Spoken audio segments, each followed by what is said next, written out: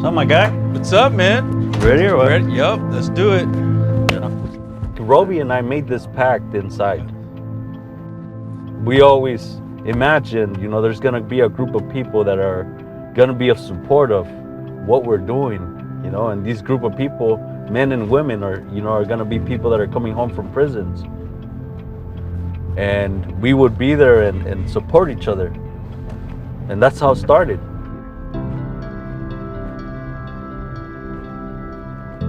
The Right Home program allows people to have a transportation system as soon as they get out of prison.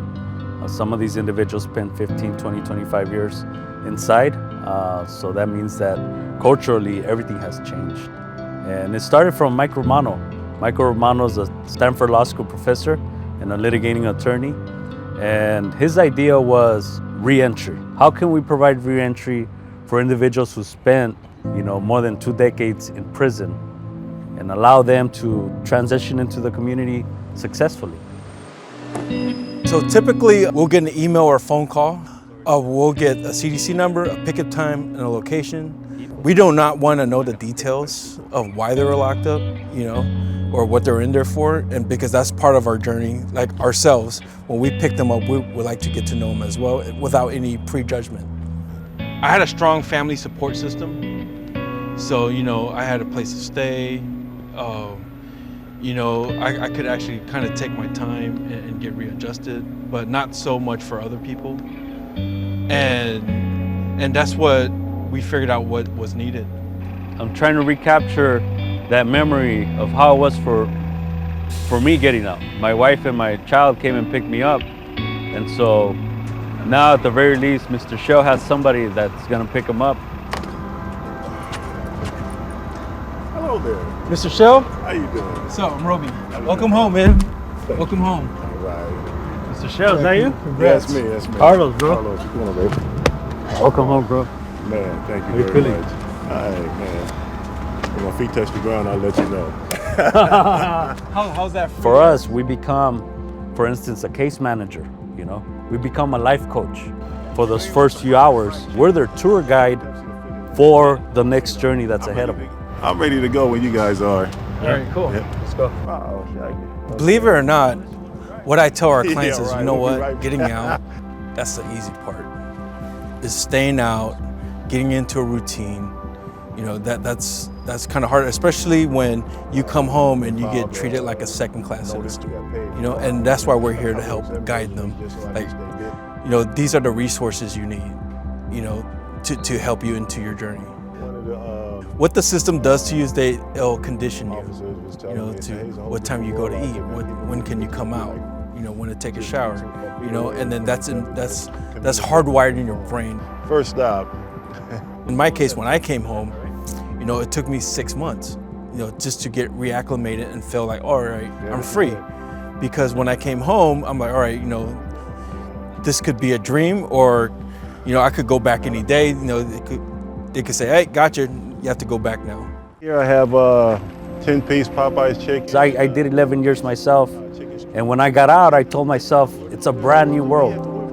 What am I gonna take advantage of? What am I gonna do to make sure that Carlos doesn't go back to prison or jail, or Carlos doesn't go back to those behaviors, or that community that was once, something that I truly destroyed for myself. Fortunately for Edward, he was an individual with a plan.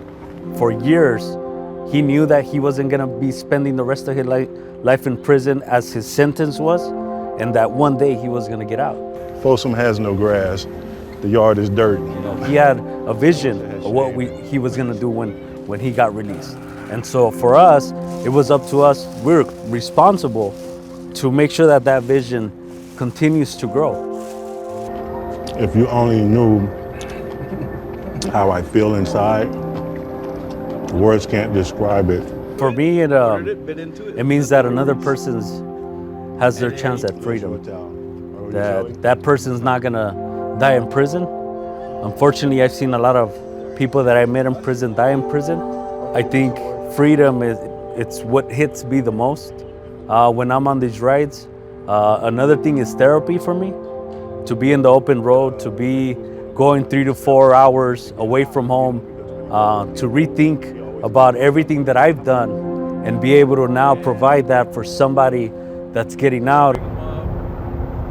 Believe me when I tell you I'm happy, because I feel like my chest is about to explode. I mean, literally, it's just like, and the adrenaline is pumping, you know. It's not from the chicken, is it? No, but the chicken was good. I mean, I weigh 326 pounds, and I feel so light. You know what I mean? Yeah. You know, it's just. You're on cloud nine. I guess if that's. I mean, does it feel real to you still? It's real, you know what I mean? But it's just like what's around the corner type thing, you know what I mean? Yeah. I know that what we do is not normal, you know, just picking up people randomly and helping them out, you know, and for the world to see that, hey, you know, people who are coming home, they are people too. You know, I'm one of them. He was one of them. What I've been hoping to accomplish really fast, accomplish it fast, is to get behind the wheel of a tractor trailer and get going. This is kind of like a dream come true for me. When we were back in prison, we would think about a support group like this. We would think about like what's gonna happen with us. You know, what if I start messing up? What if I start doing drugs? What if, you know, everything doesn't go as we were planning? Who am I gonna lean to? And for every individual that I've known that I pick up, my biggest hopes and wishes is for that person not to ever go back to jail or prison, and instead live a life that they probably never got an opportunity to live.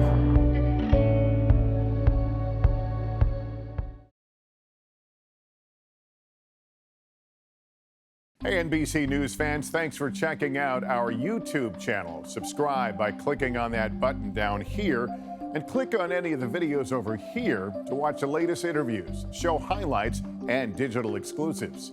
Thanks for watching.